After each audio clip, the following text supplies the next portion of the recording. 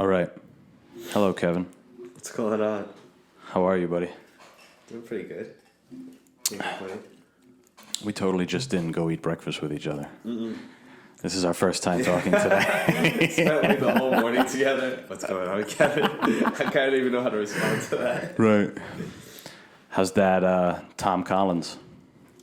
It's unbelievable.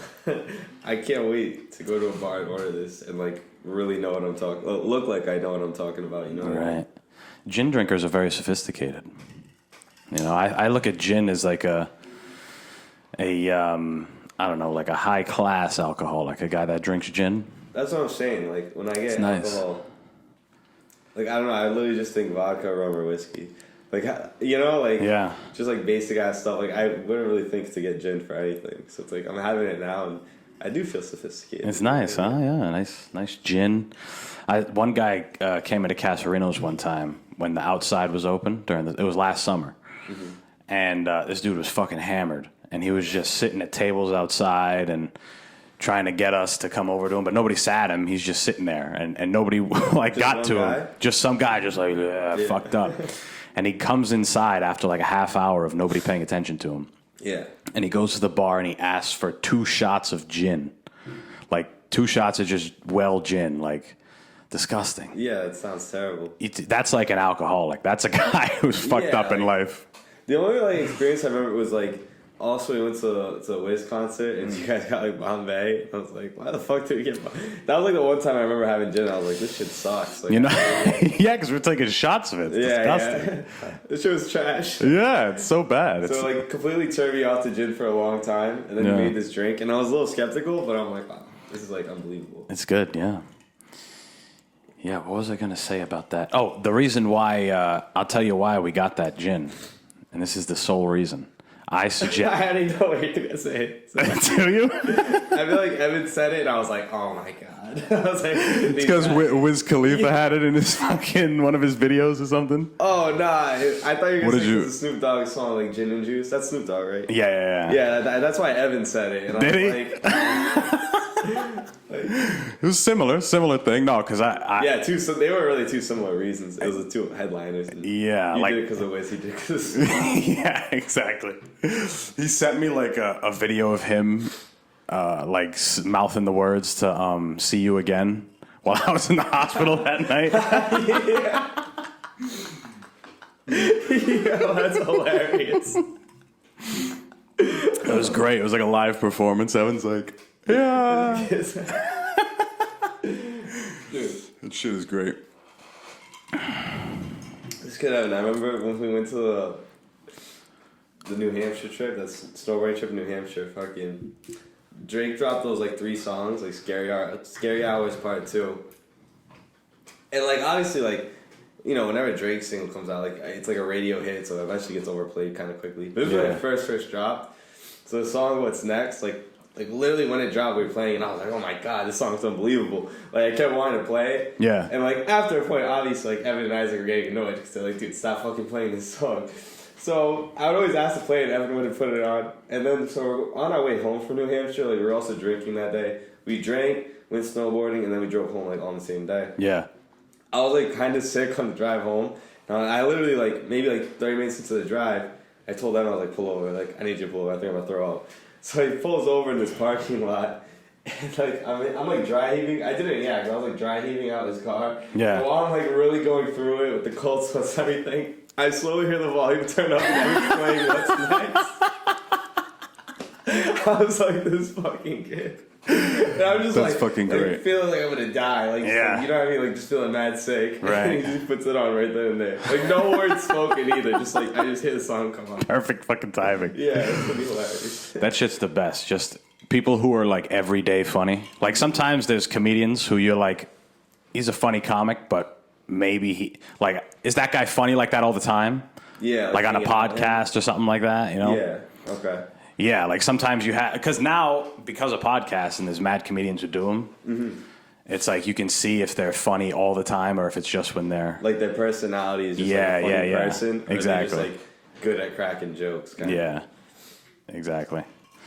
That shit is great. That's why I like, I always talk about Joey Diaz because he's fucking funny as fuck just naturally, like all the time. Yeah, I feel like that's why a lot of people like him. Like it's like a personality thing too, or like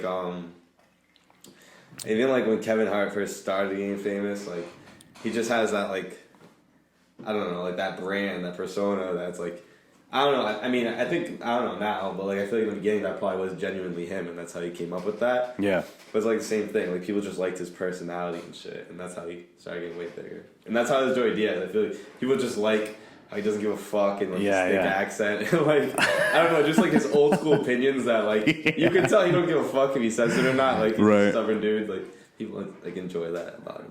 Yeah. He says the faggot word. That's what I mean. Like he just, he stays true to himself. Like, well, fuck it. Right. So, how did it feel having to go back to work when you come back from Florida? That was the worst thing ever. No, I was so happy that because we flew back Monday, and like I still haven't fixed my car's AC, and it was like a straight heat wave over here. And you seen those tweets? It was like. It's like you had 3 stimmies fix your AC and said you got crab leg. Like that was literally that was you. I didn't get crab legs, but yeah, like I blew that money completely, and I had like a whole year to fix my AC. But I had taken Tuesday off as well because I planned on driving back on Tuesday. Yeah. But I drove back on Monday, and I thought to myself like maybe I should cancel that like PDO day I used for Tuesday because I'm already back. But I decided not to, and it was like so good because I literally just like slept Right. all day. Like I got back home at like 2 a.m. on Monday. Like literally took a flight, then drove from Boston to RI, and then drove from RI to Brooklyn. Damn. And I got home at like 2 a.m. I literally pulled over a couple times just like kind of sleep for a sec, just rest my eyes because oh man, like I fall asleep anywhere. So it's like It's especially easy for me to make the risk of falling asleep while driving. This is a good time to do it. Yeah. Fall asleep. That's fucking brutal. Yeah, terrible, man. I hate that. Like, dude, I can literally fall asleep anywhere at any time. It's so fucked. I hate it. It's like when my body decides to shut down, there's nothing I can do about it. Right. Do you, one thing I actually did want to ask you, and I'm happy that you asked to just do this. Mm-hmm. Do you ever, this is kind of going on the beginning of the conversation or whatever that we had the other day in the chat about like work and whatever the fuck else.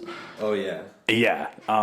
Do you ever have these weird existential like crises sometimes? Like, are you ever like, why am I even doing this job? Like what, you know what I'm saying? Like some of that shit. Yeah. Every day. All right. Fucking hate my job. No, I do hit days and it's like, once you hit those days, it's not like it just lasts a day. Like you think about it for like a few weeks. Like every day, you're just like God damn, literally, am I wasting my time? Like, where's this going? Like, I thought I'd be way further ahead of my career by now. Yeah. And it sucks. Like sometimes there's nothing you can do about it in a sense. And I totally feel that way. And it was interesting because I remember after we had that conversation, like kind of like about like what's really rich, like having a lot of money or having like your time, good amount of money, but like a lot of time. Yeah.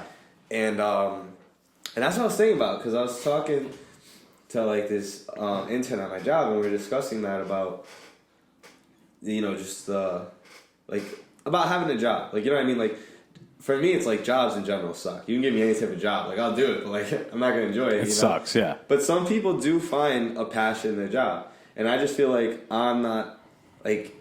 I do like sales, you know what I mean? But like at the end of the day, like I'm not genuinely passionate about anything that's work related. Like I feel like your passion for me, like should just be in stuff you're genuinely interested in. Right. But for other people, it just so happens to align with a certain profession. Mm-hmm. So that's why for me, I would agree with what you were saying. Then like I didn't even come to that realization until you brought it up. But like man, if I could just get like 80 to 100K passive income, and I would straight up just stop working. Like, wouldn't need to work anymore. That's what I'm saying. Yeah. That's like that's part of the book that I got up to. That was like what they were really leading in the 4-hour work week. And it is interesting because it's like, okay, you can go on a vacation. Like that's one thing. You work the rest of the time, but you go on a vacation for a week or 2 weeks or whatever the fuck you do. It's like a little bit of payback, you know? Right. But imagine being able to just go somewhere. It's not as like I don't know. It's not as much of an event. It's just a thing that you do. Dude, it sounds You know what I'm almost unheard of. Like, you know what I mean? Like, not having obligations.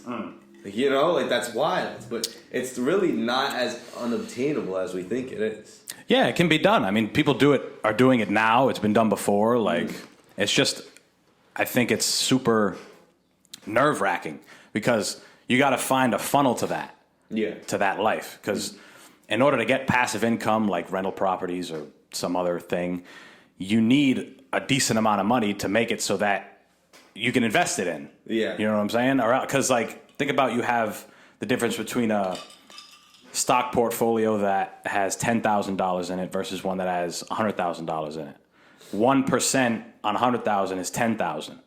Like, that's a huge thing. Yeah, yeah. You know what I'm saying? So that's the only way you're living off that. And to get to that point, you need to find a way to raise capital. If it's a job, if it's a fucking that's hustle, what's hard. like, It's like, I'm not good at saving money. Like, I just need to, like, I don't know, like, run into, like, larger, you know, well, like just good chunks of cash at once. You know what I mean? I can put them away. But I'm not good with my money. But I know what you mean. It's like if you can just, like, set aside money, like, have that discipline, then you can, like, capitalize off having that money saved up, and your money will start making money for you, and then you're pretty much good to go. Yeah. But it's just like, it's tough. It is tough. I mean, I think that's the dream for a lot of people. It's hard to be like, hey, you could do nothing all day or do anything you want all day and still get paid, and someone's going to be like, I don't think I like that idea. I mean. You know what I'm saying? Yeah. Like, everybody's down for that, but it's the means of getting it is tougher for people. They'd rather work the however many years it takes to get to retirement, 30, 40 years, and then now they have the passive money. The money's been worked for. Whereas, like, I don't know, I think you feel the same way. You kind of want it to be before then. Yeah. I mean, I want it to be as old as possible. Like,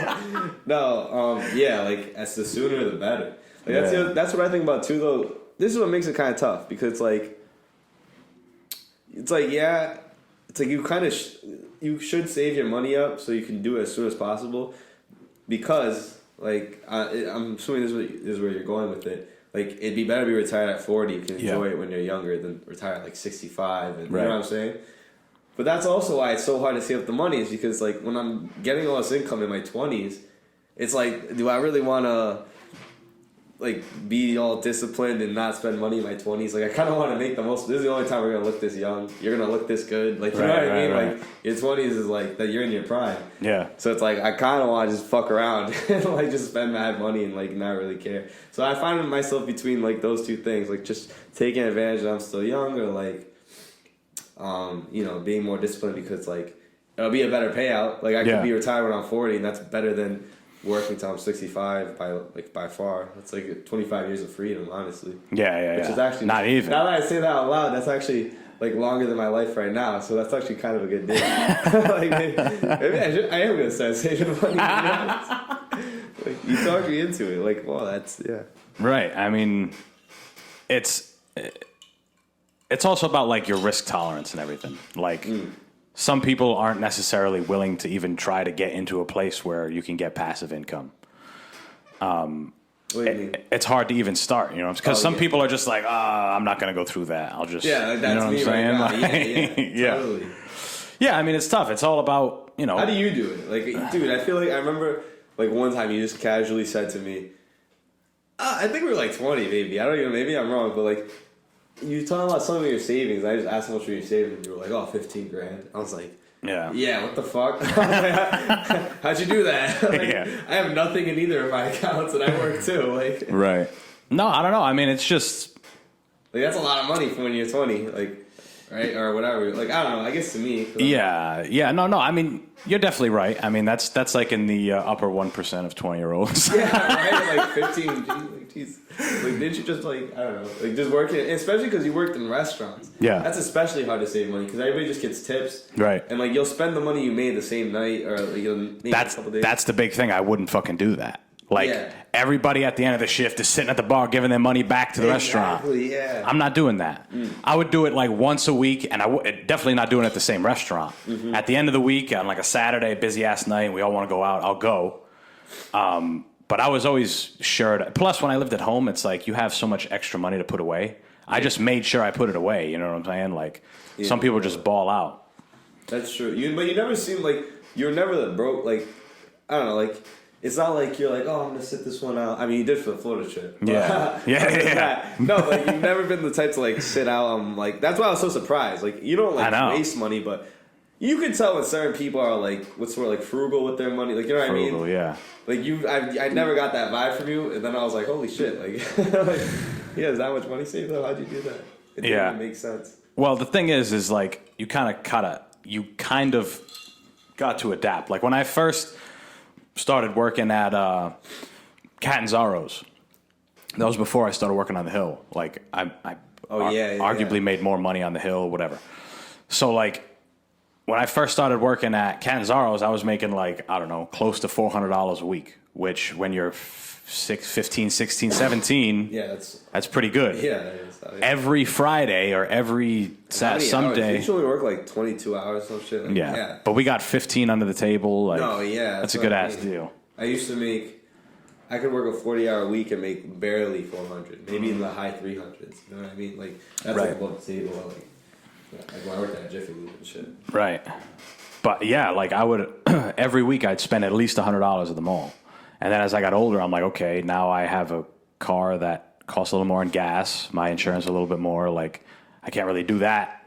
I can't spend $100 every week. You know what I'm saying? Like I got to put some away. Like it's about change. That's why now it's like I would have loved to came with you guys, but I just plus my money's going in other areas. You know what I'm saying? Yeah. It's not only just bills. It's you want this other bullshit. And do whatever.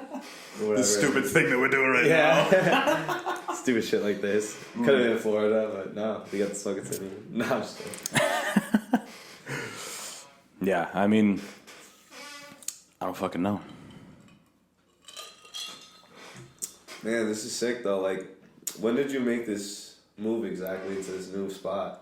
Because the other spot, like we were saying it earlier, it looked like an absolute dungeon. Yeah. Like, this is like really nice spot. Looks professional. Like you got the 2 mics, nice table. Like when did you make all this? That's a third mic right there. I mean, yeah.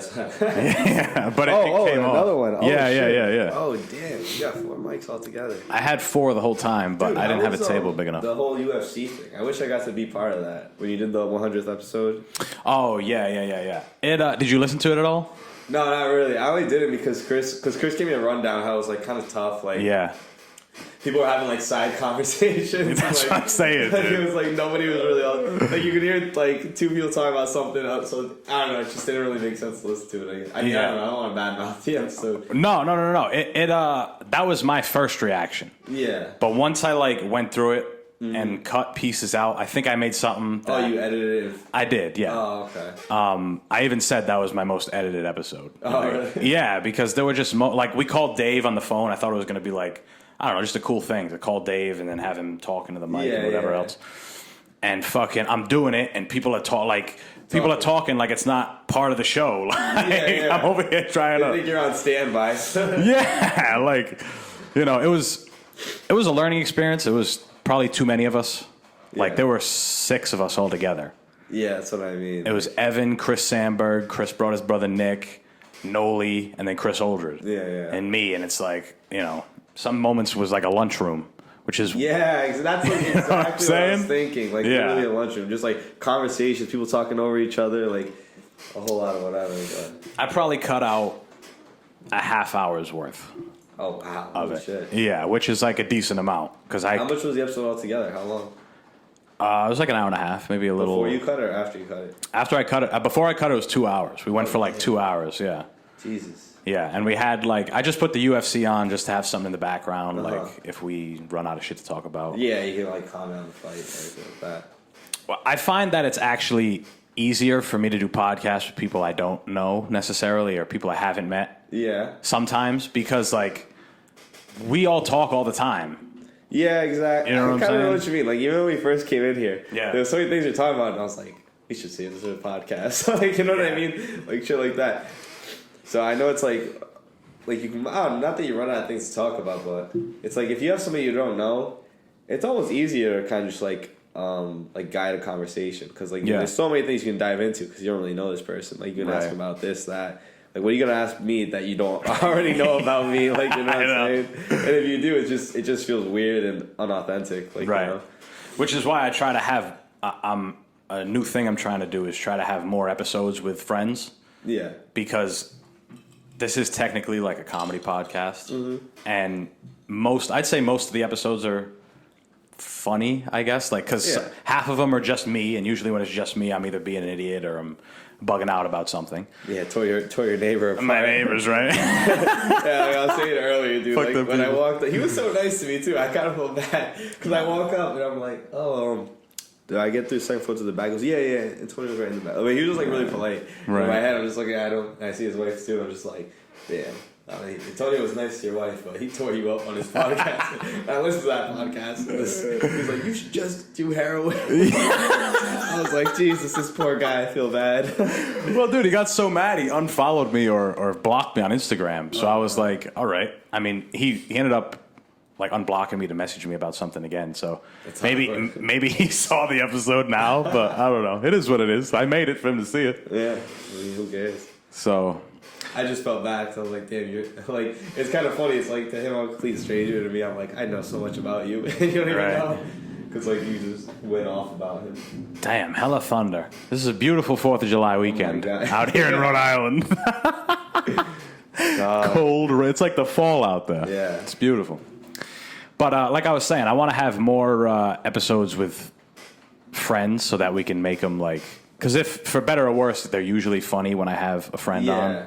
You know what I'm saying? Like, and it'll make me... I think it'll just add to my conversation skills. Because that's what I'm learning a lot of this is you got to have...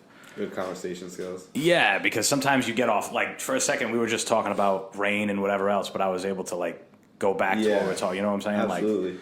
Because when you watch a podcast, you don't think that... Or listen to a podcast, you don't think it really takes much. Like, you seem like this guy's just talking, bop, bop, bop, but like... And then you try it, and you're like, okay, there's actually something to get better at. Yeah, absolutely. Yeah. Especially, like, to go... Like, especially a lot of podcasts, they're, like, hour and a half, 2 hours long. Just go that whole time and, like... No dead air. You know what I mean? Like, you have to keep talking. Yeah. And it has to be, like, smooth transitions. You can't just, like... be all choppy and just go from one conversation to the next. Yeah. It's like all about good rhetoric. You never think about that shit, too, because, like... Even though the guy was a douchebag, but Rush Limbaugh, that motherfucker just died, but that guy would talk on the radio for... Huh? He died? He died, yeah. Was that the guy who was on Family Guy? I feel like that's how I know of him. He was like a Republican, like radio guy. The episode was like Brian Griffin, because on Family Guy, he's like a Democrat, right? Like a liberal. Yeah. Yeah, like the episode is like... It was just pointing out how Brian likes to be the minority in arguments, and so like the presidency changed from like Bush to Obama. Yeah. So it's like now Democrats were kind of majority, and he gets called out like because he turns Republican in the episode. But the episode's about Rush Limbaugh. Like he meets Rush Limbaugh, and Rush turns him into a Republican. Yeah. So I was just curious how was the guy. But what about him? Yeah. So he would be on the radio screaming and hot. Like this guy was known for being like a sicko. Like he was the right wing guy, like who's just gonna scream, and he's almost like an Alex Jones for like everyday people who actually, you know, Alex Jones. No. You know who he is. He's the fucking big Texas dude who talks about conspiracies, the helicopters and the frogs and the Sandy Hook guy. Yeah, that's what I was gonna say. I was like, he took a lot of heat for that one. Yeah, that was a bad one. He got canceled bad for that. Yeah. But this guy, Rush Limbaugh, was like that, but for like more political. More realistic. Exactly. And that guy would talk on the radio for like 4 or 5 hours.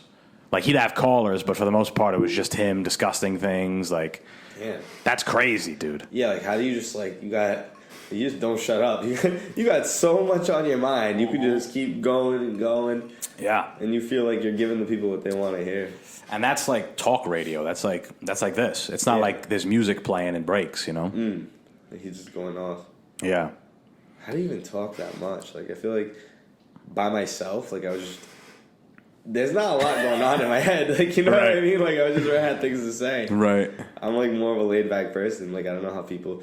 Like, how you're like that. Like, your mind has to be going, like, you know what I'm saying? Like, a mile a second all the time. You gotta be thinking about a lot of stuff. Yeah, to be on that type of energy. Like, that's pretty insane.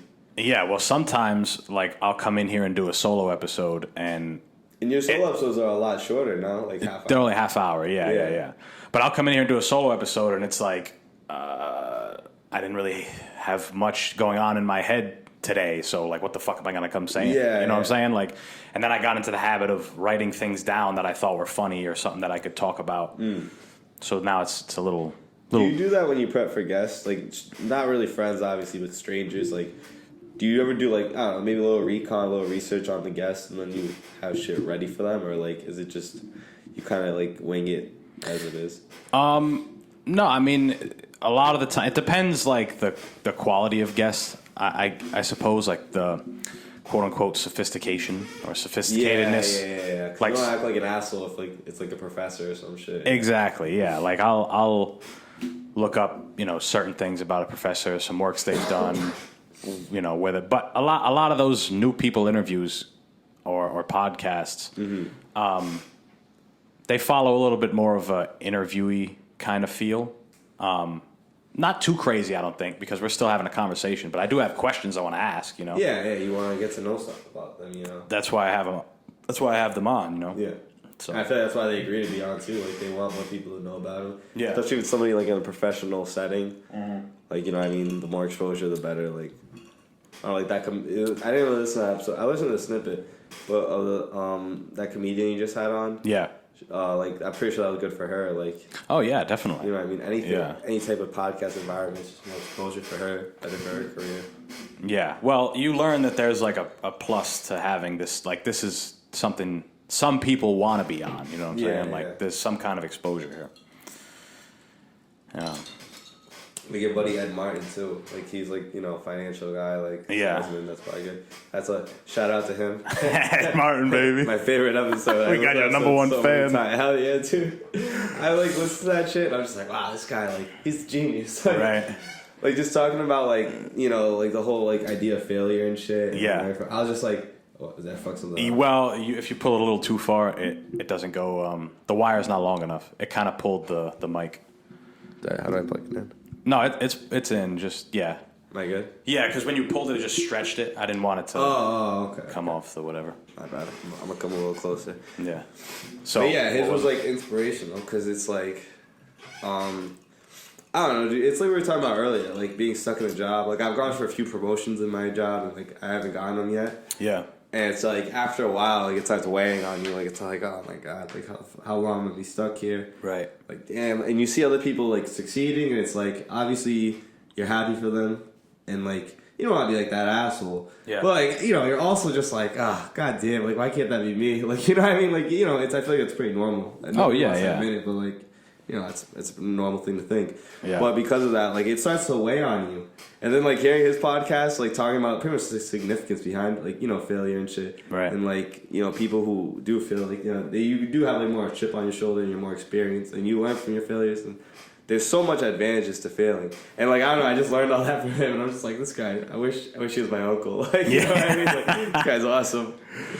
Yeah, a guy like him, he's just got so much experience in just everything. Like, he's already in his like 50s, so he's already got mad life experience. Yeah. Plus all the things he's done. He's done hard shit. Like, being a business person of his caliber, opening up different types of businesses and doing well in all of them that's great. That's great for him. I know, right? Like, and he's a lifelong learner. He has his MBA. He got his I forgot when I worked at Concord. I went to like a meeting or whatever.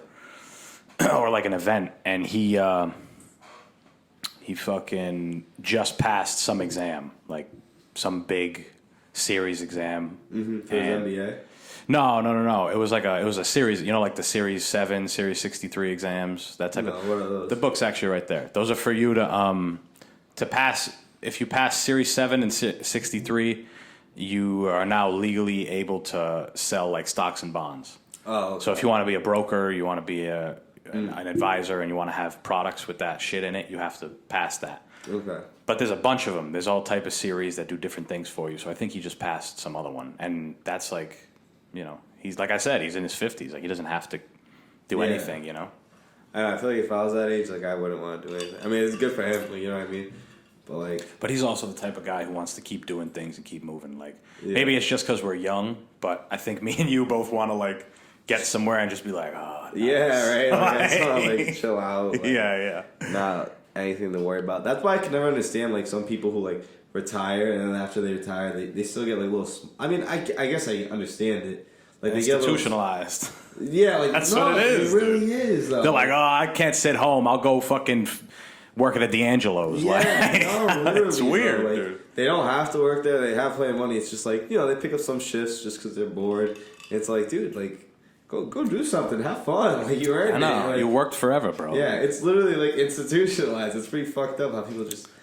It's normal for people to end up that way. Yeah. Well, I mean, there's a huge stress on the idea of work, specifically in the U.S. Like, if you don't work, you're a fucking bum. If you don't do this, you're... That's another thing they talk about in the book. Like, there's a big stress on work, and that's the stigma that he tries to break in that book. Another guy that said it. Are you familiar with? You probably heard the name, Charles Bukowski, the poet, the writer. I honestly, as soon as you said, you probably heard the name. I was like, I definitely have it. I was like, oh god, Yeah. I'm gonna look like an idiot. No, I don't know him. So who is he? He was just a writer back in the day, like a pretty fucking prolific one. Kevin, you fucking scum. How do you not know who he is? Sorry. No, and he's one of those guys who's like, everybody's so concerned with getting up in the morning and going and doing something and whatever, and he's like, watch, you guys will see one day, and he's talking about how, like, I'll get up at whenever the fuck I want, I'll lounge around, and then I'll get to work, and then I'll do this, and it sounds lazy, like it sounds like bullshit to people, but if you think about it, if you had the option to do your work whenever you wanted in the daytime, if you said, I need 4 to 5 hours today to bang workout, it would be so much easier to do than having to get fucking raped by your alarm clock in the morning. Ear raped, right? And then it's the worst. And then slug into your fucking shower, and then slug into the car, drive however fucking long it takes, sit in traffic, and then go to work. Like, if you could just fuck around for a little bit. Yeah, dude, if I could do like 11 to 1. Yeah. Then maybe like, 3 to 5. Maybe work 1 quick hour at night at 8. That's like, living, bro. Yeah, like that'd just be a smooth day. Like, you know what I mean? Because you don't have that downtime throughout. If it was your day off, you'd have some downtime throughout the day anyway. Right. You know what I mean? So it's like perfect way to just spread out your work day. Yeah. But instead, like, we like put ourselves through like this terrible just an awful cycle. fucking... I feel like it's starting to get broken because of COVID though. Like the idea of working from home and shit. Like people are now doing like little hybrid type of weeks where it's like you just have to be in the office for a couple days. You can do the rest at home because honestly, like people realize that too. Like there's no... You don't need an office. Yeah, you don't need an office. You don't need to all be together. You can just fucking email, Zoom call, do whatever. Dude, and even that is a sense of freedom. Like, you can work wherever you want. It's what, like, imagine if, I know your job, you have to go to places. Yeah. But if you got some type of promotion, they're like, all right, you can work from home. You can go on vacation. You can go somewhere new. Last summer, I went to Martha's Vineyard. 2 of my friends, I don't even know if they took the days off. Like, I maybe they did, but, like, I remember them just bringing their laptops, and they were, like, doing a little bit of work while we were there. Like, you know what I mean? It's, like, it's so much better. Like, you could literally have the freedom to go wherever you want. Like, you don't have to set aside vacation days and shit. Right. Like, if you want to go fly out somewhere, just bring your laptop. Like, don't be an asshole about it. Like, get your work done, but, like, you have that freedom to do that. Which is dope. Yeah. I mean, that book is talking about, it's like, it's not necessarily just money. Like, if you can work a remote job, that's still, like, they talk about different types of freedoms, and one of them is freedom of location. Like, the ability to go wherever the fuck you want, whenever you want. Like, that's great. No, yeah, I mean, that's awesome. Like, it really does suck. Like, I mean, to a sense, it's kind of cool. Like, I do have a little bit of freedom, just in the sense where I do have to be in a set area. Yeah. Like, I have to go, like, around Manhattan. But, like, which is dope. Like, it is cool. Like, you get to know a city and you travel around it. But, like, I can't go beyond that. Like, you know what I mean? Like, I still have like a duty, I guess, or I'm trying to think of a better word, but whatever. Yeah. Like, I still have to be at a certain place at a certain time. It's not like I can just, like, fly out somewhere and do work from home, which I wish I could. That'd be sick. Right. Now, that is an underrated freedom when you put it like that. Yeah. Like freedom of location. Being able to do fucking So what are all the freedoms the book discusses then? Like I'm sure it's like what freedom of time, freedom of location. And yeah, it might have been one other one. Probably freedom. Finance freedom? Freedom, probably. Yeah, it was something like that. I gotta get back into it. I don't know, when it comes to a book like on a, because this one is I can actually send it to you because I have the PDF. If you can read on a fucking laptop, it kind of sucks reading on a laptop. Yeah, I think I can read it on an iPad. Although I don't know if I'll read it. Oh, I kind of want to know when you like tell me about it. I mean, it's a big ass book. If you read the first chapter, that's like as far as I got like 2 or 3 chapters in, and I'm like I got a lot from it. You know what I'm saying? Like there's a lot from the book. Obviously, you want to finish it, but like I'm not trying to be like, oh, just read a couple. Yeah, just read a couple pages. That's all you need. Honestly, you'll be a fucking millionaire after that. That's the way to do it. But no, you're right. I mean, COVID changed a lot of shit. Like, definitely for me. Like, and not just me. It can't just be me. Like, everybody saw it. You know what I'm saying? Like, it's. I think people are seeing that it's doesn't matter the status of your job unless it's real. You know what I'm saying? Like real high, whatever, yeah, like highfalutin shit or right, a high level position. Executive. Yeah, it doesn't really matter. These not regular jobs. I guess regular jobs. Regular jobs, like they're all kind of the fucking same. You know what I'm saying? When it comes to pay and it comes to restrictions and yeah, blue collar, even white collar jobs. I mean, that's true. You know what I'm saying? Like it's the same thing. So once you figure that out and you decide like these bullshit hierarchies don't really matter, like it kind of gives you a sense of it's like a cheat code. It's like a sense of freedom. Yeah, but it's like I don't know. It's like you can't you can figure that out, but you don't really have the freedom to just be like, yeah, this hierarchy's bullshit. I'm gonna do my own thing. I mean, right. I guess you do, but I feel like in my position, I don't. Like, right. Even if I can recognize it's bullshit, you still gotta kind of play the game for a little bit. Right. Yeah. 100%. I mean, you got to work for some period of time. That's what I mean. It sucks when you already come to the realization of what it really is. Yeah. But you kind of have to, No, it can be suck it up and do it anyway. Which right. Sucks. Yeah, it can be a double-edged sword, definitely. Yeah. Like knowing. Well, no, that's just knowledge in general. I mean, once you figure some shit out that you didn't know, it's either, it could be good or bad. It could be both. Yeah. In this situation, I feel like it's both. Like, I guess it's good to identify that. But, like, it sucks knowing. Like, it just makes it all the more shittier. Because there's some people I know that just love their jobs, Right. And it's, like, almost blindly. Because, like, what the fuck do people like about this? I know. We have the same job. I know it sucks. Like, why do you love it? Yeah, no, it is weird. Like, people are like, yes, I love being a human resources manager. Like, it's great. I get to meet people and whatever. And I'm like, okay. Like, that's great. That's awesome. You love to fucking move people around like cattle. Like, that's great. That's what you love to do. Like, literally.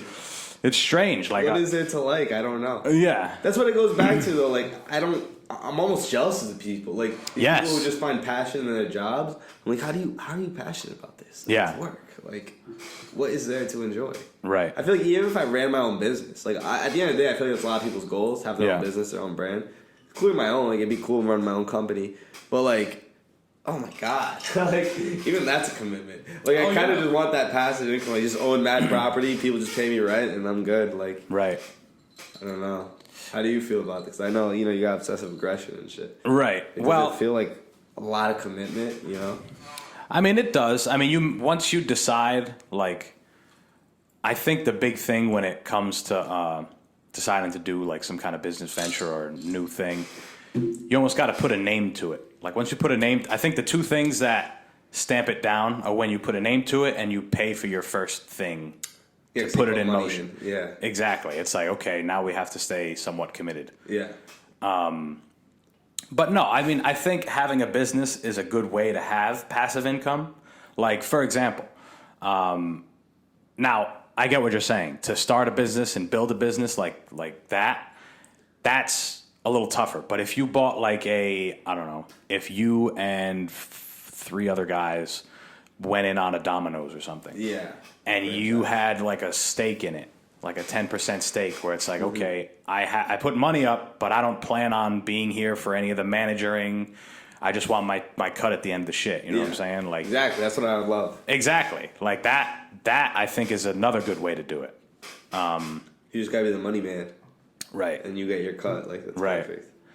Well, I mean, I think the thing with building a business, you kind of not only have to be entrepreneurial, but you kind of need to have some kind of creativity.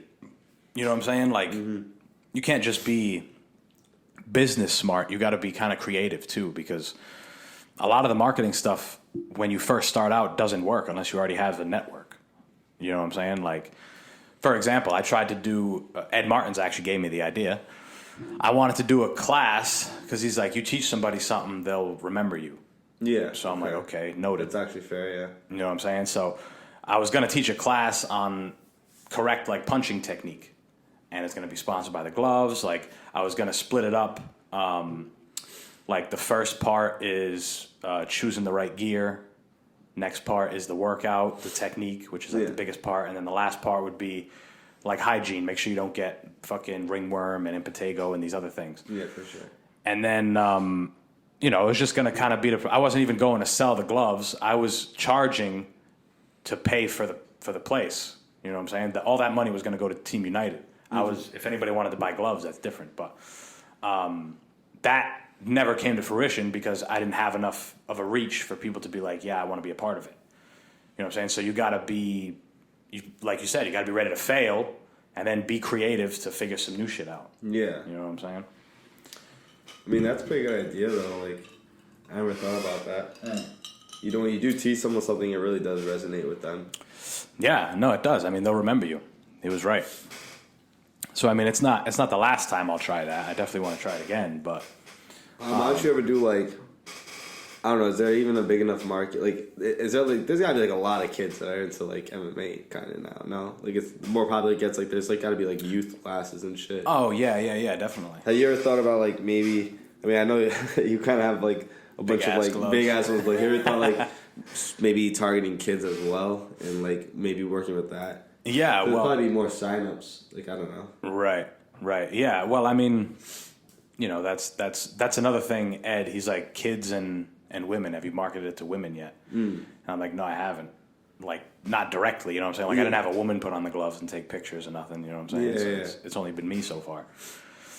But, yeah, I mean, it's... Starting your own business and doing your own thing is way more than just business. Like, there's so many other things. Yeah, just luck. And you need a lot of luck, too, I feel like. Yeah, I feel like some people just get lucky. Like, you hear all these success stories, and it's like, yeah, I get it. This person, like, they worked really hard and this and that.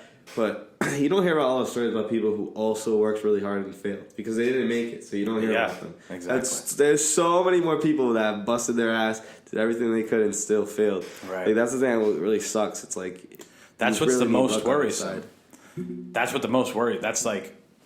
You could do fucking everything. And it doesn't even need to be a business. You could do all the things that you were taught to be right. Mm-hmm. Like, you know, get a good job, get married, do all these things, and you still, like, aren't fulfilled or you feel like you never made it or any of this stuff. Yeah. And that could be for some other reason. Like, some people have more of a infatuation with making it, or some people don't really care. Yeah. You know? I mean, me and you, I think we both have an idea, like, we want to be somewhere at some point. Yeah, absolutely. Yeah, so... Well, that's the thing I always think about, too. It's like, have you ever really questioned it? Like, sometimes I feel like, like, working for the town and working for the DPW, like, it was such a bullshit job. Yeah. Like, dude, it's hilarious. Like, you literally hide from the mayor all day. Like, you know, you work hard trying not to work. Yeah, dude, he goes looking for you so he can call you out and, like, chew your ass out and shit. Yeah. But, like, I always think, I'm like, you know, like, would I hate that? Like, you know what I mean? It's like... Yeah, it'd be cool to make it and, like, really make something of yourself. Yeah. But to just kind of, like, lay low your whole life, have a fucking bullshit job, that's whatever, and you kind of, like, have a carefree... Like, sometimes when it comes to, like, really working hard in your profession, it's, like, work never leaves you. Like, it's hard to separate work and life. Whereas when you have a bullshit job, it's really easy. Once you clock out, you don't worry about work anymore. That is true. That's true. I don't know. That's how I feel about... like my work now, like being a server, I just go, I make the money, and I leave. I don't think about it at all. Exactly. You know? And it's like, is that so bad? Like, I don't know. Sometimes to me, it's like, it kind of sounds pretty smooth. Yeah, but I think we're cursed with the desire to want something more. Like, yeah.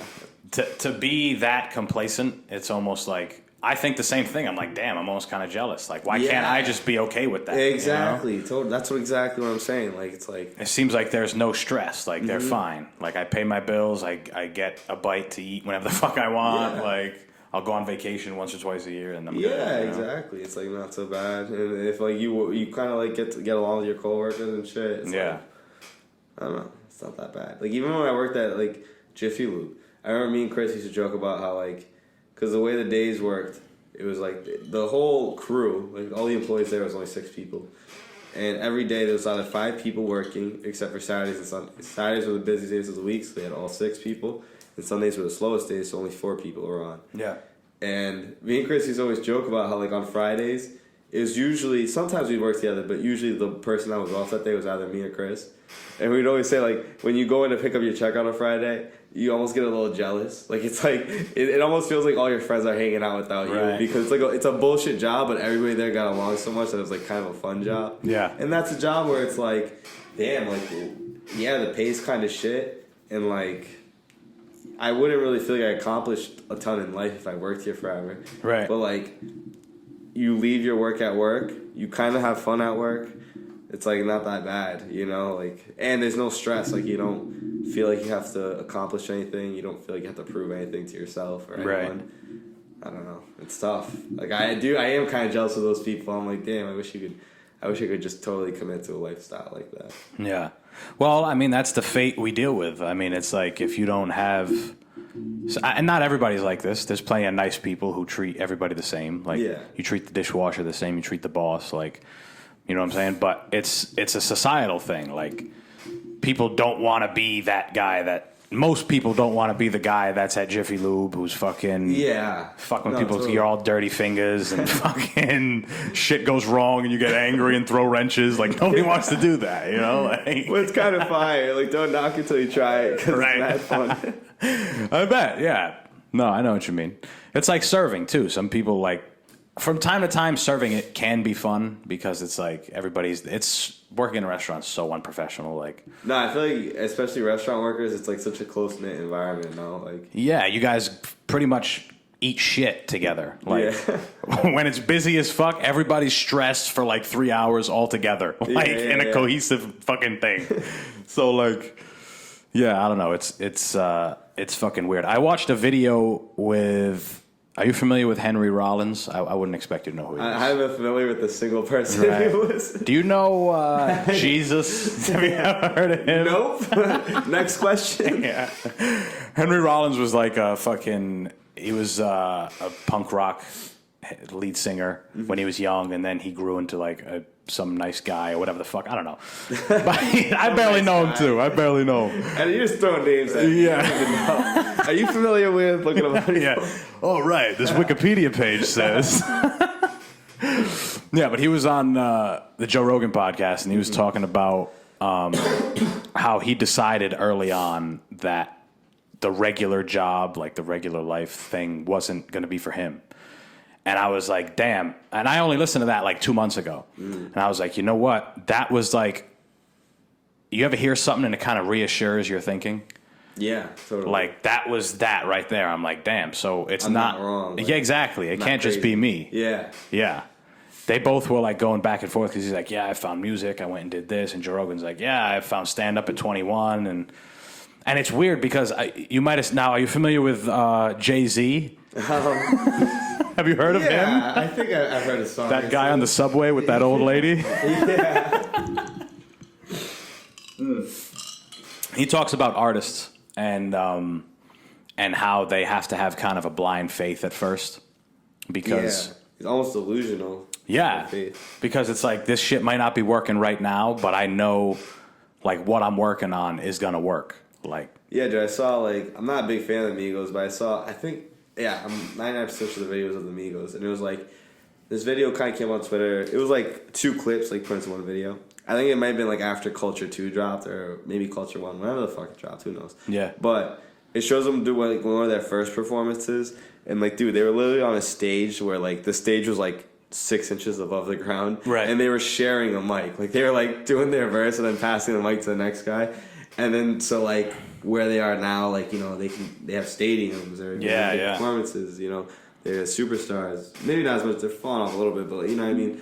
Probably the biggest hip hop group we've had in a very long time. In recent years, yeah. Yeah, and it's like you really have to have that blind faith, or like even Travis Scott documentary. Like it shows one of his performances in I think 2011. Yeah, and he's like performing in front of like a crowd of 15 people, and like they're all like dispersed and like. It looks like I think I saw that picture. Yeah. And then I pay attention to like now, like he's really doing like, you know, like headlining festivals and shit. Like it's like you gotta have like such blind faith. Like you gotta really think you're the shit, right? Enough to make up for the fact that you're not, and nobody else thinks you are. Yeah. Like there was like a video of Travis when he dropped a rodeo.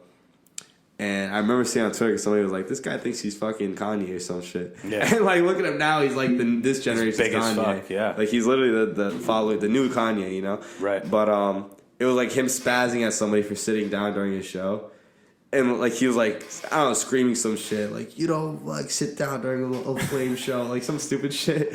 Mr. LaFlame, I'll do what I want. Yeah, like I paid for this ticket, sir. Yeah, I can sit down if I want to sit. All right, buddy, we get it. You're a fucking legend, but yeah. Come on. And this was like 2015, like right. You know what I mean? Like his first album just dropped, and it wasn't like Travis kind of got really huge like a couple years into not his career, but into his like mainstream career. Yeah, that's like when he really took off. Like it was like Astro was his third album, but that was when he like would like really hit superstar status.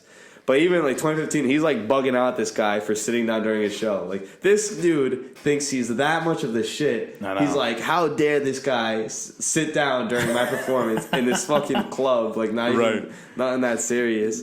Like, but look where he is now. You know what I mean? Like he's somebody who just believed in himself that much. Like really thought he was that fucking great to where like to the point where he convinced himself and everybody else he really is. You know. Well, the thing with those guys that we've mentioned is that they were able to. And I think to be an entertainer and to be someone who makes something that people want to consume, you have to reinvent yourself a couple different times and for different reasons. Mm-hmm. And to do that, you already have to have the awareness that what you're doing now is like done. Like you got to try something. Some people don't have that. They're like, I'm doing this. This is good and it's doing good. They don't evolve. They don't change. Yeah. And that's the thing with, I mean, Future's an example that I use all the time because Future fucking was completely different than what he is now. Yeah. Future actually used to sing like lovey kind of songs, like complete opposite of what he does now. Lovey kind of songs with a lot of auto-tune, like really bad auto-tune. I don't know if you remember. I think he kind of still does. Like when he dropped, remember when he dropped Future and Hendrix? Yeah. Like back-to-back weeks, both at number one, like pretty crazy, legendary thing to do. Yeah. Like Hendrix was kind of more like lovey, softy songs, and then Future was more like, you know, party, get lit type of That's song. true. Like I think he still kind of does it, but like I do know what you mean. Like he has definitely like evolved his sound more and more. Same thing with like Young Thug. Like his sound like everything's kind of changed in a good way though. And then you have artists like Wiz Khalifa where like you can put on a song from Wiz Khalifa from like 2010 and then one like that just came out this year. Yeah. It's gonna be the same shit. Right. Like, you know what I mean? Like some artists just don't change at all. I mean, in a sense it kind of works for him. Like, you know what I mean? But I don't know. But he also does so many other things though. Like he's in so many other spaces. Like fighter people know him because he trains with Sanchai and he does the boxing and kickboxing. Oh, he still. I thought he just did that to get in shape real quick. Like he still does that. Like that's like a full commitment thing. I think so. Yeah, I think he does. Really? Yeah. Oh shit. Like he got into that. Like he gets into all these different markets. He does kid things. He did the movies. He did fucking. True. Obviously, the weed is his persona, but he's now with the weed people. Like it's kind of like how Snoop is. Like Snoop went the same route where he just like became more of a cultural icon. Martha Stewart videos. Yeah, exactly. Like yeah. You know, you don't really like. Martha Stewart's a gangster though. She went to jail. Yeah, she did. When she even go to jail? Was it something with stocks or no? It was like inside trading. Yeah. Oh my god, she's worth a lot of money. 400 mil. Really? Yeah. Holy shit! I didn't even know that. Yeah, but Elon could do it. He's got 100 bills, so well over. 100 bill. Well, because technically that Doge shit, like that pump and dump stuff that's happening, is technically illegal. Like. It's illegal. It just hasn't been declared like. Yeah, you can't really regulate crypto right now. Right. So like, and plus Elon is so much he's in a 400 million's one thing. That motherfucker's got over 100 billion. Yeah. Like that's something that's disgusting. You can buy a couple countries. you gotta be a sick person to have that much money. Yeah, that's what I mean. Like, how the fuck do you have that much money? I wouldn't even like care to have that much money. Like, what are you doing with all that? I guess in Elon's case, like, he definitely feels this higher sense of purpose. He does. Like, almost like a, like, I don't want to say like he thinks he's a god or anything, but like he's like genuinely trying to like change directions where all society is heading with his technology, which is kind of incredible, I guess. Well, Steve Jobs did the same shit.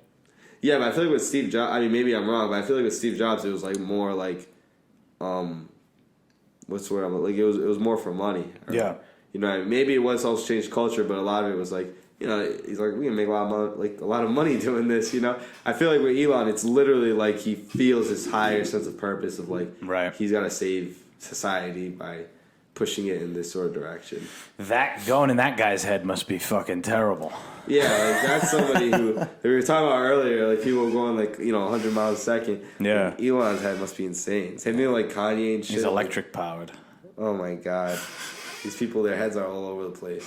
Some people just have like these crazy ideas, and they're smart enough to have to even have an idea to make a rocket that blasts off and then comes back is like, and then have the means to figure it out and do it and the fun. That's the crazy part because he also has he's richer than anybody. So it's like he's this genius guy who has the means and the funds and so he can actually go out and do it. And it's fucking crazy. But some of it is just there's all these people with these ideas, but they can't communicate their ideas very well. Right. And that's that must be the worst. You Yeah. have all this shit you want to put out into the world and you're you can't really really communicate to people very well, send the right message.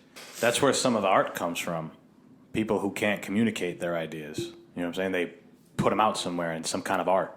Yeah. You know what I'm saying? Like hip-hop or fucking movies. I was watching, or I was listening to the Tarantino podcast with Joe Rogan. And it's mad dope because that guy obviously makes insane movies. He created his own genre. His movies are unlike anybody else's. Yeah. And what is it? I know they're just really gory and shit, but what else is it too? You've seen Tarantino. You've had to see at least one Tarantino movie. I don't know. I feel I swear to God, I feel I really haven't. He did a lot of Kill Bill movies, right? You didn't watch Django?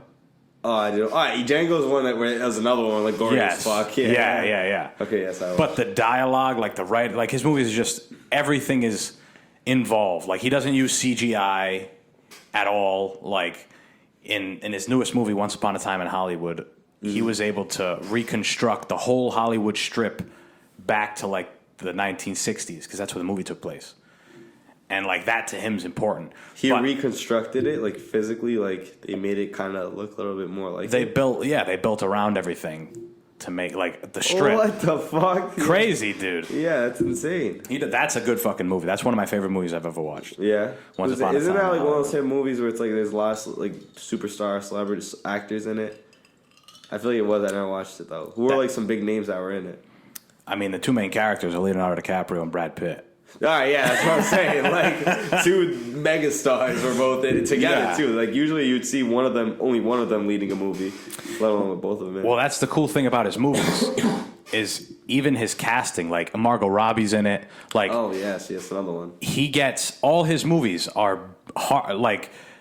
There's really big actors that people know, all-star actors, and then he'll get people who maybe you don't really know. Up and comers, kind of, or just people that he sees that'll be good for a character. Oh. He's I'll pick that guy. And for example, Pulp Fiction was him. He wrote Pulp. Or he made Pulp Fiction. I never watched, but I know it's him.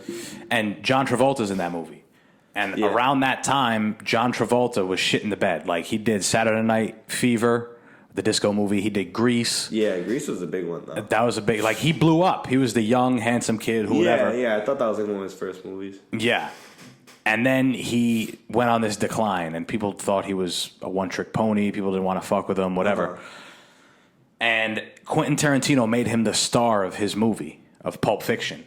Pulp Fiction blew up, brought back John Travolta, the whole thing. You know what I'm saying? He makes a good mix. He'll put people that he's had in other movies. He'll put new people, and he'll put big fucking stars. But the reason why I was bringing him up in the first place was because he's a great example of an artist who wouldn't let anybody influence his fucking ideas. Like, agents would come in, managers, whatever else. Oh, you can't do that. You can't say the N-word as much as it's going on. Because he got in trouble in Django for how much the N-word is used. Yeah. And he's like, bro, it's fucking... When does it take place? It doesn't take place now. It takes place when there's slaves and there's racist motherfuckers beating slaves and saying those words. Like, that's the movie. So, like, when A&Rs or fucking managers come along and they're like, hey, you know, you might not want to do this. He's like, get the fuck out of here. This is my movie. And then that's part of the thing when it comes... That just goes back to what Jay-Z was saying. It's like, you got to trust what you're doing. Yeah, that's the thing, too. It's like people... like, there was this interview. It was a Kanye West interview on The Breakfast Club. This was right after he dropped Yeezus. It was in 2013. And... you know, like Charlamagne the God, like obviously he's like a big personality. Yeah. He's like the bad guy when they do like their interviews. Like not necessarily the bad. He's the one who's like trying to like ruffle the feathers a little bit, get him to. Right, I listened to him. Yeah. So he was saying like because when Yeezus dropped, it was a very questionable album. People like were iffy about it. Now looking back, it was way ahead of its time, and it really set forth for artists like Travis Scott to really blow up. Like it was like this dark, edgy sound to hip hop that was like, you know, really like took place because of Yeezus. And but at the time he was getting kind of a lot of hate for it. And it's funny because in the interview, like Charlamagne the God was saying, like, I don't know, I feel like you have too many yes men around you. You know what I mean? But it's like trying to say like, hey, like maybe you should tell people to give it to you straight. But someone like Kanye is like, you know, he don't give a fuck. He's gonna, you know what I'm saying? Like, he's gonna do it anyway. Yeah, he's gonna do what he thinks is right. So like back to the point of like, yeah, like having blind faith, believing yourself more than anybody else does, and it's crazy because how ahead of its time it was. And in that same interview, he compared Yeezus to when he dropped 808s and Heartbreaks, and that was like 2008, I think that dropped. And that was another album where people were a little questionable because it was all this like mellow, heavy on the drums, kind of like bitch ass. Kind of like singing, like, you know what I mean? Like that soft type of music. But when that dropped, that like really, I mean, there was some artists that were already kind of doing that. Like, don't get me wrong, it's not like Kanye was the first one. But that really like paved the way for like kind of sad rap, sad hip hop. Like, you know what I mean? Like Drake and Kid Cudi and shit like that. Like that paved the way from them. Yeah. And then, you know, they took it even further in their own direction. So it's all awesome. But like that was another album where people questioned it at first, and it turns out it was way ahead of its time.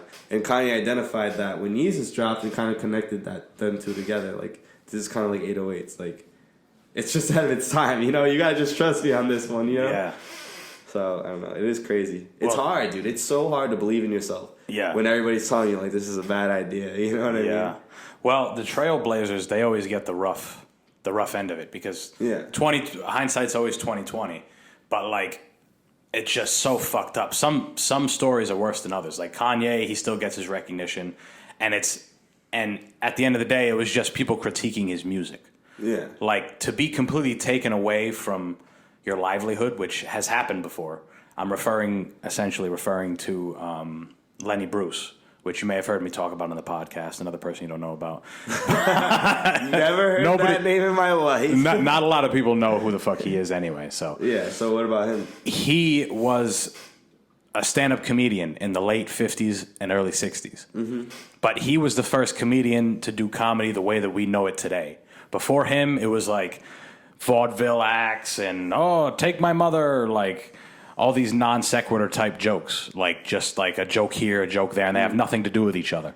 And they're just laughs. Storytelling, right? Is that where you're going? Because that's how I feel like it is now. Like, it's more storytelling and comedy. Right. Well, he made it into like a cohesive thing where it's almost like I'm telling parts of my joke, but in between, I'm telling a story, but in between the story, there's jokes. Yeah, yeah. Or I'm expressing a viewpoint, or I'm calling out a hypocrisy.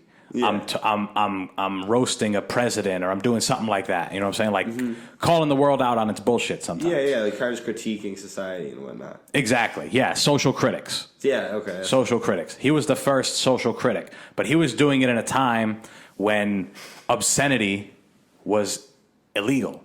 Like wherever you were in the country, if the police force or the law in that state had a stricter statutes, I guess, or stricter rules on fucking obscenity, your act or whatever you're doing won't get played, won't get printed, won't get whatever. You know what I'm saying? So Lenny Bruce not only was the first guy to start being a social critic and making fun of everyday things, but he also used obscenity. He used imagery. He would use sexual imagery. He would talk about adult things, drug use, and that type of stuff. Oh shit. And he was an absolute phenomenon at first. People were like, "Wow, this guy's fucking sick.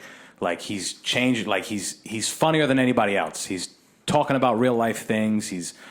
He looks like a normal guy up there just talking to us. You know what I'm saying? It's not like here's the performer, here's the audience. You know what I'm saying?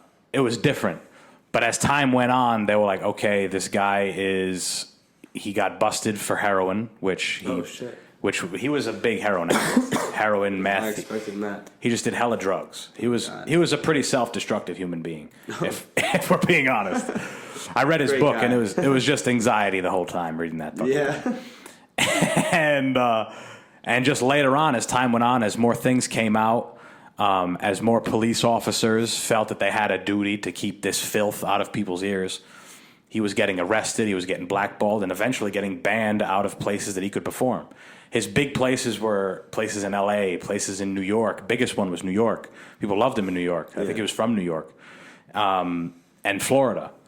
Miami, they banned him in Miami. They banned him in Cali. His last place was New York. New York fucking put the nail in him, and that was it. Damn. And then he ended up dying of a heroin overdose, completely broke because of lawsuits and Supreme Court and all this shit. And all this shit just piled on him. Toward the end of his life, he didn't even give a fuck about comedy. They just completely fucked him out of being a comedian and doing his fucking own act. And now he was going to jail for words, things that he said. Yeah, it's like insane. And not even that many years later, you could do it. Yeah. Not even that many years later. Legal. He died in like 69. 10 years after that, not even 10 years, a little bit more. Like 69 was the beginning of the counterculture. Like not maybe a little before that, but that was like Woodstock and the hippies and all that shit. That was like the time for all that shit to happen, and fate had it. He just died. Yeah. Crazy. Came a little bit later. He would have been straight. Would have been a legend. Now instead, I don't know a damn thing about him. I'm learning about him on Smoking Simian. I know. You learn it from some asshole who read the 700-page book on him. Jesus, 700 pages? Must have been a great book, though. Like, I know you said you had anxiety the whole time reading it, but that dude probably lived like a wild life. Like, yeah, when it comes to stories or when it comes to books, I know it's hard especially in the generation we live in now, nobody wants to read. It's just like we have shit instant. Exactly, yeah. But like for me, when it comes to the best things I like to read are like real life things. Like whether they be biographies or real life stories, like that shit to me is cooler than fiction for the most part. I kind of know what you mean. Like it does add to it. Like when something is real, like it makes it just a little bit more, that much more interesting. It's like, holy shit, this really happened, and this is something that can happen. Yeah. But when something's fiction, it's cool too. Like, you can kind of like see the genius behind the writing with like fiction. You know what I mean? It's like really impressive. That's what I was gonna say. Is like I have a respect for the people who write fiction. Yeah. Because that's got to come from somewhere else. Like it's not like you're just doing research and writing a biography. You know. You like actually got to come up with a story, a plot, and like. You have to tie everything together while sending a message, and you gotta make sure to set a message that you want to send. It's like it's really impressive. It takes so much creativity. Like I just have so much respect for people that can do that. Like I just wish I had good reading and writing. Like I mean, not that I have bad ones, but like no, you fall asleep every time you read. I fall asleep anytime I do anything. I don't like fall asleep in podcasts. Right. But I don't know. That would be great if you actually just, while I was talking, I would notice and I would just let you fall asleep. And then I would be like, what do you think, Kevin? And just put the camera on you. Dude, I'm like a snorer too, so you just like hear me like snoring right into the mic. That'd be fucking great. I literally fell asleep like, trying to think like, dude, you know what's something I do all the time, especially in college, is like falling asleep with like a full beer bottle in my hand. Really? It was like, honestly, dude, I'm not even kidding, like you can find like a good amount of videos of like me like asleep but with a full beer bottle and not like spilling a drop. Like it's kind of wild. Like I don't know how I could do it. It's just solid. Yeah, dude. Like I just fall asleep anywhere. I fell asleep I remember like during my first finals. Finals was fucking brutal, and this was like my first ever one. So it was the first time experiencing how tough it can be. Yeah. And I think in high school the longest paper I ever typed was like probably 5 pages. Yeah. I was gonna say like a 5-page paper. In college, it's like gun to my head. I could not tell you what this paper was on. Anything. It was like such a bullshit paper at the type because it was for an English class, and the class was like kind of like a whatever class. Like our professor was really easy. She was kind of a psycho. It was kind of hilarious how much of a psycho she was. But like she just had like this really neurotic, quirky personality. Yeah. But it was an easy A type of class. And then out of nowhere, like we had to do like this 8-page final on like, again, I couldn't tell you what it was, but I had to like research. So I had like to do this final in like a couple days. And it's funny, honestly, because my senior year of college, like this is probably something I could do in an afternoon. Yeah. But like this is me like first finals as a freshman, like coming from high school, obviously. So it was like, whoa, I gotta do 8 pages on something I'd done zero research on. Yeah. Finish it in 2 days. And like I went to the library like for 2 days, and I was working too, so I was doing like 8-hour shifts at the bookstore and then doing that. That like by the time I hit it in my final, like it was like a Friday I think, because it was like Thursday and Friday. I went to get a haircut like right after I hit it in the final, and like dude, I was literally falling asleep like right at the bar. Like a little kid. Yeah, bro, like a little kid, like fucking 19, like knocked out, like getting a haircut. Right. You ever seen that video? It was like on, I think it was on Twitter, where this guy was like, he fell asleep during his cut. So his barber, it's actually hilarious. His barber got like some like red liquid. Like I don't even know, he just like squirted it on the guy's neck. Yeah. And like it didn't get on his shirt. Obviously, he had like the barber's gown and everything. But he squirted all his red liquid on the neck, and then he pulled out the. Like the straight razor? The straight razor, yeah. And he put a little bit on the razor. And then he woke up the guy. And like he had everybody else in the barbershop in on it. And he's like, he's holding the thing. Yeah. So the guy can't see it. There's actually no cut. He goes, and they're all like freaking out. He's like, oh, get towels, get towels. And the dude, he's looking there. And obviously, there's no pain. He didn't actually get cut. Right. But dude, he started spazzing out. He literally fainted. He started panicking. And then he knocked out. And they were like, man. oh my God, he dead fainted. Like he got that scared. He dead thought like asleep. Like his neck just got Sliced his shit. Yeah. I actually don't go to the barber unless he slices the person's neck that's before me. Yeah. I actually walk out if he doesn't do that. What? He didn't slice. This guy does not know what he's doing. This isn't work ethic. Yeah. This is terrible. Oh shit. Yeah, those I remember. It's funny that you bring up, like in high school, the longest paper you do is like about 5 pages. And then you go to college and that 5 pages turns to like 10. Like Dude, the average paper is like 10. 5-page paper is like a layup in college. Like yeah. By your junior year, you're just like you do that in an afternoon. Like, you know, maybe take a little bit of Adderall, go to the library, and that's like nothing, man. I remember I had, well, first of all, I'll tell you, remember the iSearch in middle school? Yes. That was like our first, that was like 6 pages or something. Dude, our first big paper. That was actually a long page. I think I might have been 7, honestly. Yeah. And you had to do it like on a letter, no? Wasn't that the point? Or was it a word? That's a good question. I don't remember. It was like I remember we had to do an interview about something because I remember I had to interview my grandmother, which I didn't do. I completely faked it. Yeah. But I meant to tell you about. I think I interviewed my brother. Yeah, you had to do something. It was like your first research paper. Yeah, for sure. And it was like it was like 30% of the final grade or something. Maybe not that much, but it was a lot. Yeah, it was like 15 big, or something. Like project of the year type of thing. Yeah, exactly. And in the 8th grade, for whatever reason, I just didn't want to do it. I'm like, I'm just not doing it. Like I'll figure it out. I'll pass still. And it's the 8th grade. Like you don't want to stay back. Yeah. Like you don't do that. You might fucking fail English and stay back. Like, yeah.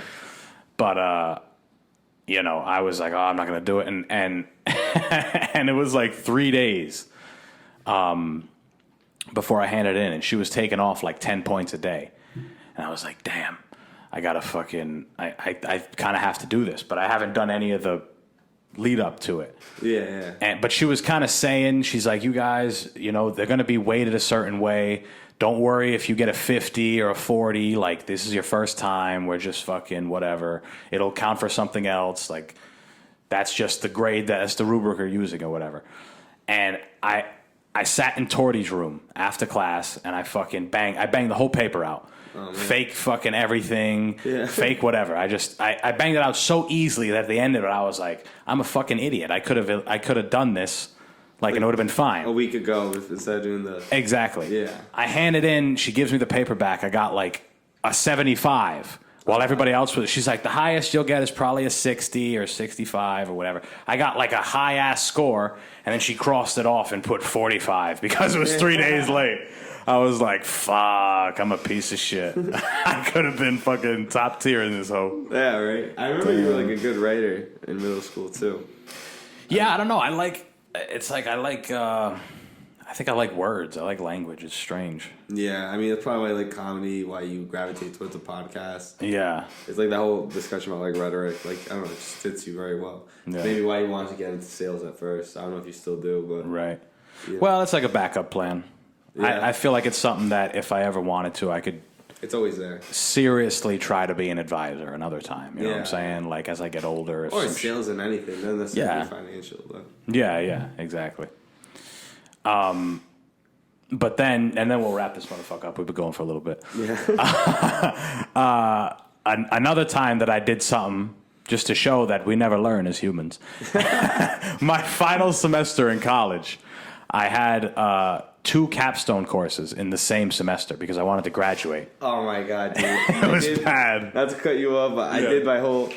So my capstone marketing class in college, we had to do like it was like over a whole semester. We had to find a small business and do like this whole like research or really create them a business plan. It's a long ass fucking process. Yeah. Semester long project. And honestly, me and my roommate, we did it together, created the same class. We kind of bullshitted most of it. He has a landscaping business at home. Yeah. Him and his friend. So like we presented it as like his friend being the owner of the business and like just didn't mention that he obviously runs it too. Yeah. And like that was a small business we worked with. But whatever. Dude, so that took a whole semester, this long fucking project. I don't know how many pages. Like you had to do a whole business plan for this. Right. We at the end of it all, nobody, like, our press hasn't really discussed what our finals was going to be. Like, I obviously had said it on the syllabus, but nobody ever checked. And then our finals was the same exact project, except instead of picking a small company, we had, like, this, a case study, and it was just, like, this example company. Like, They gave us the company, and they were like, all right, make a business plan for them. So it was this whole fucking project, and I had to do it, like, in one day, because, like, obviously I pushed it off, like, for a really long time. Right. And it was, like, I don't even know, like, easily over 15 pages, but it was just, like, I don't even know. I just wanted to get that off my chest. Like, that shit was fucked up. Brutal. Yeah, bro. yeah. Like, just had to do a last second final. Like, that's just college for you. You work so fucking. Like, you have a lot of fun, but, like, you also, like, get so much fucking work. Like, You cram. yeah, you Cram like a crazy. motherfucker. And especially, because there's nobody down your neck. It's like you can just procrastinate as long as you want. Exactly. So you Yeah. really, like, push yourself to the limit. Because, like, you literally, like, I could have a paper due. I had, like, a Western Civ paper. It was, like, due, like, 11 a.m. of, like, the following day. And I didn't start the paper till, like, at night, the night before. Yeah. And, like, the paper itself, I think, had to be 9 to 11 pages. I handed it with 7. Because I just couldn't do it. But, like, I just had to, like, force myself. And it was, like, based on, like, all these, like, really, like, complicated-ass books, like, on, like, philosophers and this and that. Like, a bunch of bullshit. Right. And, like, oh, my God, that shit was just so brutal. But it's, like, Tough. really, there's nobody pushing you, so you push it off as much as you can, and then you're just like, all right, time to do it. And you put yourself through it badly. But when you finish one of those, it's like, this is dope. Like, you have, like, I don't know if you felt that way. I felt like, I was like, I don't know, damn, it felt I'm terrible. handing this guy a pile of shit. This ain't even, like, the full thing. I actually got, like, a C on it, too. I was really surprised. Yeah. But I remember there was, like, another class where it was, like, the same thing. I pushed it off. It was dead bullshit. And the kid who I worked, because some classes, if I was really, like, having trouble, I would study with, like, kids who were, like, really good in the class. Yeah. Because, like, it always helps studying with people who are, like, smarter than you, because they can help explain stuff to you and whatnot. And a lot of people don't mind doing that, because when you're teaching someone something, it helps you study it. Oh, You yeah, know what yeah, I yeah. mean? 100%. So they wouldn't mind that. And there was this kid I had class with, and he worked so hard on the final paper. He even told me, he's like, oh, yeah, dude. He's like, I'm totally getting it. Like, if I don't get, like, over a 90, like, it'd be nuts. Because I've worked with a professor on it. We've, like, gone back and forth. I've had her edit my paper, this and that. We literally, I'm not even kidding, we got the same grade. And he was, like, so mad about it. He's like, I got it, like, because we were sitting next to each other in the final, and that's when we got our paper back, too. And, like, That's I kind of awesome. felt bad telling him what my grade was, because I know he's, like, way smarter than me. Like, I'm Right. not, I don't know how he got the same grade as me. Like, it didn't make any sense, but, like, I don't know, like, I never felt rewarded off of a paper, to be honest. Right. Like, I know what you mean. I think it's just getting the task done for me. Like, I don't know if I care about the grade as much as, like, yeah, I did okay. this. You know what I'm saying? I feel that then. Yeah. But, yeah, so just that other story, the capstone course I was taking, basically the whole course was you picking a a topic in finance, something that you could. It was like something specific. You ever have like a teacher where they're like, okay, come up with your topic, and then you bring them a topic, and they're like, no, it has to be something that you can blah blah blah. Yeah. It's something weird. You know what I'm saying? Like they won't take your fucking topic at face value. Like why can't I fucking do this? But anyway. My topic, and you had to pick a topic, and it had to be like 10 pages. You had the whole semester to work on it. It had to be 10 pages, and you had to present it. You had a topic to present. And you needed like 5 or 6 scholarly articles. I hate that shit. It's bullshit, right? And then you got to read the articles and pick shit out. You know what sucks is like, imagine going to college like 20 years ago, and you had to get like book references. Oh my god, that would suck. I'd drop out. I'm not doing this. Yeah, I'd go work in the factories like everyone else. Seriously. But yeah, so there were like little checkpoints, and he's like, all right, by this point I want you to have your articles. Okay, I had them. Bang, here's my articles. All right, by this point I want you to have your abstract. All right, cool. And then the next checkpoint was, by this point I want you to have a rough draft. Okay. I had the rough draft. I had those. And then he's like, all right, from here on out, the next deadline is just the paper deadline is done. So anytime we went to that class period was us just in a lab working, typing, whatever. Mm-hmm. He's like, it was like a month out from the due date. And he's like, all right, guys, we're about a month out. If you haven't started yet, then you're probably in some pretty bad shape. If you haven't started writing, you're probably, whatever. Probably fucked, yeah. Yeah, and I'm like, I haven't even looked at those articles since I picked them. And, I haven't even looked at the rough draft. I haven't done it. And the rough draft was supposed to be, he's like, just hand in whatever you have. Whatever your rough draft is, couple pages, whatever. My shit was like a page and a half. Oh, my God. And I was like, how much was it supposed to be? 10 pages? Like 10, yeah. Oh, my God. And it was like tough subject matter. Like, yeah, I picked like... There's a difference in that too. Like when you get like certain papers, they give me like 12 pages, and you look at the topic, it's like easy. That's easy. Like you can write about it. Like what? Like something about like religion, like a really basic topic. Like controversial topics. It's like that's so easy. Yeah. But then if they ask you like some specific ass topic to do specific like on a current event or something, it's like, oh fuck, like it's gonna be hard. Yeah. So as we get like every time after that, we meet again. Maybe right up until the last week. And every time he's like, make sure you're working on it. And he would always, because he's an Indian guy, he's like, and he would always make it a point. He's like, if you haven't started yet, you're probably in a bad spot. Like each week it would be worse. He'd use a worse adjective. He's like, this is terrible. You cannot, and whatever. So I did that thing the week of. Oh my God. Because I had so many other projects. I had another capstone course. I had like 3 other classes that I was taking 4 classes in-house and then an online class from UMass because I didn't even have it there. I had to like find it elsewhere. Yeah. And they all had projects. They all had shit. They all had all this other stuff. So I was like, plus work, plus fucking off. You got to fuck off a little bit. Yeah, a little bit. So I'm like, damn, we're banging it out this week. Just staying in the library, first one in, last one out. Like, there's also something kind of cool about that too. Like, in my mind, a little rewarding. Like, you kind of were there, just grinding all day, head down. Oh yeah, dude. So especially when you're like when you take some Adderall too, it's like it's almost a little it's like soothing. Yeah. You're literally just like typing out, banging like, relaxed. it out. Yeah. And then so I I did that and. I think it turned out all right. I don't fucking know. I graduated. You got your degree. It was good enough. That's what matters. Right. Yeah, that was a tough semester, that last semester. That's what's fucked about college, too, is like how they make finals week a thing. Yeah. Like, oh my God, dude. It's so brutal. Like, you literally have your biggest projects from all your classes all hit you out. Like, who thought of that? Like, that's an awful idea. Like, why is it got to be like, I don't know. I know. Here's your last leg, kids. Get the fuck out of here. Yeah. And then you get like PTSD like a week after. Like you'll like wake up thinking like you forgot to do something. You're like, oh, the semester's over. Like, oh, I'm good. Yeah, or you have classes that are like all you have is a project or all you have is a test. So it's like that's so true. You gotta Which one would you ever prefer? A project all day. Really? I'd always prefer the test. Really? Because it's like, dude, you just gotta study for a day, maybe 2, and then you don't have to. Like a project is like something you gotta continuously work on. It's like it's so annoying. I never minded tests. A lot of people hate tests. I don't. it's like filling out an assignment. Like it's like if somebody gave you an assignment to do in class, and especially if it was like a multiple choice with like maybe just an essay at the end.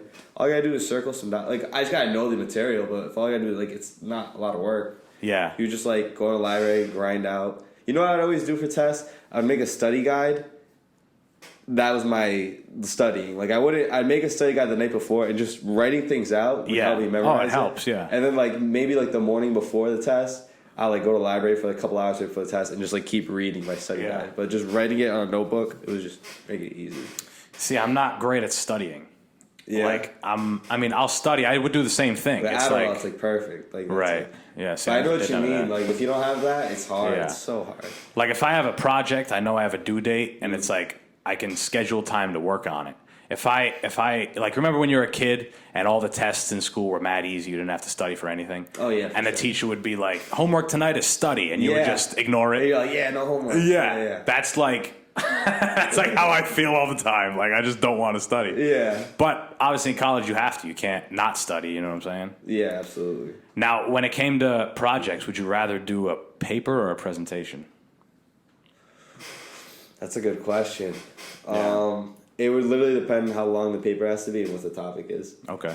Like if it's like a really tough topic and it's like they want you to squeeze out like 10 to 15 pages, it's like, yeah, I'll just do a presentation. Yeah. But if it's like a philosophical question that's like you can kind of run in any direction you want and it's like not that long, like 5 to 10 pages, like I'll do that all day. Like, you know what I mean? Like you just because I just knowing like I don't really get anxiety over tests. I mean, I guess a little bit, but like when you study, like you know what you're doing. Yeah. But presentations, like I definitely do or would. Yeah. So it's like, yeah, I'd rather do a paper. Right. I think I always preferred presentations. I mean, again, I don't mind projects. Like I was the kid who never minded a project, where it seems like you didn't mind tests. Yeah. But like when it came to presentations, I always preferred it because it took me, I don't know, a week or something to prepare. So that whole week was me learning the material. So now it's just easy as fuck for me to communicate it. Yeah. I'm just going to talk. Yeah. So. I mean, that goes back to you liking, like, talking and, like, communicating and shit like that. That's probably easier for you. Yeah. Well, for me, it was, like, easier to just take a test, you know what I mean? Right. Was it always like that? Because I Bro, think for I me... honestly never understood why people got... Like, I'm not even... Like, I don't know. Like, I always had tough tests and, like, I failed tests before. Like, you know what I mean? It's not like I'm... like really good at tests, but like I've never understood the anxiety behind a test. Yeah, I feel and you. just like it's like I said, it's like it's no different as if like you're in class one day and like maybe like in high school or middle school and teacher like hands out like these little ditto sheets that you got to do, like it's just an assignment. Right. That's how I look at a test. Like it's just an assignment. It's just something small. Yeah. Yeah, it's easy. Like, I feel you. Yeah. Well, shit. I think we're going to be done in this motherfucker. That's how I end it now. Yeah. No outro, no intro, nothing. We're just done talking. Shit. That was great. Nothing else to say, motherfuckers. All right, Kevin, thank you so much for coming on. We got he's our special, because I'm going to put this out on Monday. It's usually the solo episode, but I'm just going to... This is my third episode. It's the only one that's out. Maybe this will get canceled too, you know. Yeah. Right. Kanye took us out. There's no more music, so it should be good. So Kanye can't do a goddamn thing this time. First thing on video, too. That's great. Yeah. First time on the video. Oh, yeah, it's true. I think, right? Yeah. Yeah, I never did it before. At first, I felt weird about it because I was like, I feel like I'm being watched. Yeah. So, but, I don't know, you fucking are. You're being watched by the world. Yeah. Everybody. This is actually going to come out on Times Square on Monday, so make sure you look. All right, guys. Thank you all so much for listening. Make sure you follow all my social media, subscribe to the show, like, comment, all that bullshit I tell you guys every time. All the links are in the description. And if you need some boxing gloves, you know where the fuck to go. Peace.